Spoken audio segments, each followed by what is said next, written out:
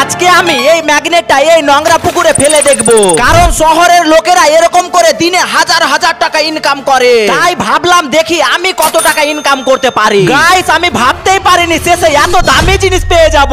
প্রথমে আমি বড় ম্যাগনেটটাকে দড়ি দিয়ে শক্ত করে বেঁধে নিলাম, আর এই ম্যাগনেটটা এতটাই স্ট্রং যে লোহার গ্রিলটাকে খুলে দিল। আরে বাপরে! সবার প্রথমে পুরো শক্তি দিয়ে ম্যাগনেটটাকে পুকুরের মাঝখানে চালিয়ে দিলাম, তারপর দড়িটাকে আস্তে আস্তে নিজের কাছে টেনে আনলাম, আর উপরে তুলতেই দেখলাম ম্যাগনেটের সঙ্গে কিছু একটা লেগে আছে। গাইস দেখো, একটা পুরনো জং ধরা লাইটার পেয়ে গেছি, কিন্তু এখানেই থামছি না, এবার দেখি আর কি পাই। গাইস দ্বিতীয়বারে তো কিছুই পেলাম না, কিন্তু পুকুরটার গন্ধ এত পচা যে এখানে থাকাই যাচ্ছে না। তাই আমি পুকুরের ওই পাশে গিয়ে জায়গাটা একটু পরিষ্কার করলাম আর জোরে করে ম্যাগনেটটা চালিয়ে দিলাম। গাইস এবার মনে হচ্ছে কিছু একটা লেগেছে, উঠিয়ে দেখি, ছি এটা কি জিনিস? হাত দিয়ে ছড়িয়ে দেখি, আরে বাবা!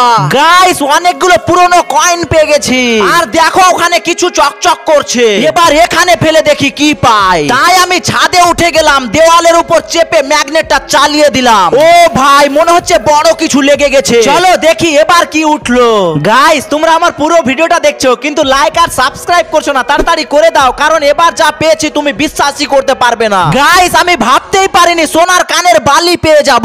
এখন তোমরাই কমেন্টে বলো এটা বিক্রি করলে কত টাকা পাবো।